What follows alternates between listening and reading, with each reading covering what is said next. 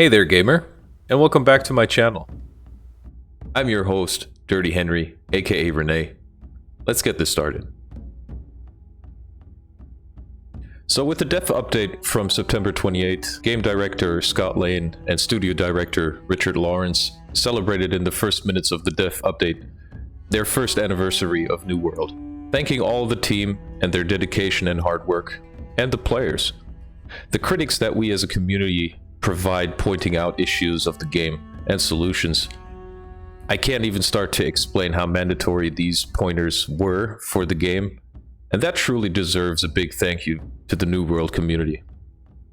Since not only did it show them exactly what is wrong with the product, but also showed them a bit of humility, and instead of brushing it off, staying single-minded, the developer team and staff embraced this and worked together with us, the players.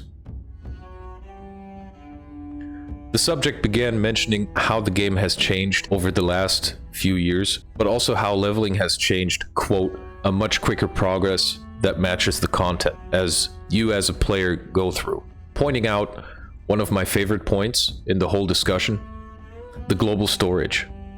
God, no more teleporting from town to town because you had to stash your goods somewhere else because of low stash space. I am curious though how they changed that in terms of stash space overall. Next is the crafting quality of life changes. When you craft multiple items, the highest item you created will now be on top of your craft screen, and legendary items are highlighted, which I think will arrive with the Brimstone Sands update. I'm currently downloading the PTR, and I will stream a couple of days before it releases. You can sure hop in and explore with me together. It's probably being covered by a million other people.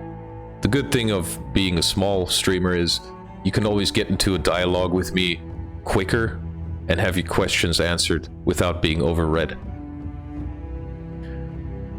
Next, some changes to the arena. It seems they are introducing a separate queue for groups and solo players, which is really good. I can't tell you how frustrated I was about this. Next in the topic, heart gems or heart runes. Guys, you really have to make up your mind. They will serve as an addition to your build and complement it. See it as a utility skill slot. But not only that, Runeglasses will also come into the Brimstone Sands update. A piece of quick information to this I'd like to share. Consider these upgraded gems that come in 11 variations. You will have to craft and combine these with a pristine gem to make the Runeglass. They will also require materials from the new area in the west, as you can see in the picture down below in the required materials section. But do note, these need a tier 5 forge and a tier 5 stone cutting table, with a crafting skill of at least 180. Next of the topic, rewards will be more rewarding. Nothing much I can add to this, as the title indicates mostly all of it.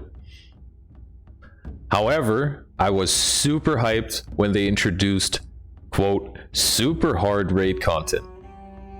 And something tells me it has to do with that giant sand wyvern, and I'd really like to see this as an open world event.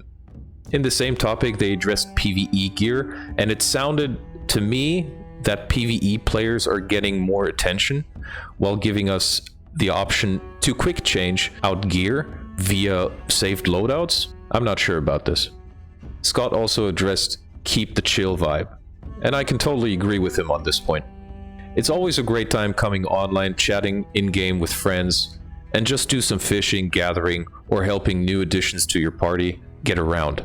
Following this power leveling thing you youngsters love to do breaks your in-game experience over time. So, as you should do with everything in your life, take your time and do it properly. Last in the topic I'd like to talk about is the Ennead Expedition. The Ennead Expedition is a new 5-man expedition added with the Brimstone Sands update. The expedition sits in the ancient city of Akkad, I hope I didn't butcher that name, which was built by the ancient Egyptians somewhat 3,000 years ago, that houses the Ennead. It functions as the core that powers the structure, You can listen to more background lore in the dev update video down below. The great thing for me about this expedition is it has 3 bosses in it, and I'm super hyped to see them. The short videos they showed off during the dev update really impressed me. It looks very, very nice. I will cover this dungeon in my live streams. I've planned to start on the new world, fresh servers, and soak in all the rework, quests, areas, and events. You can definitely come and visit me on Twitch.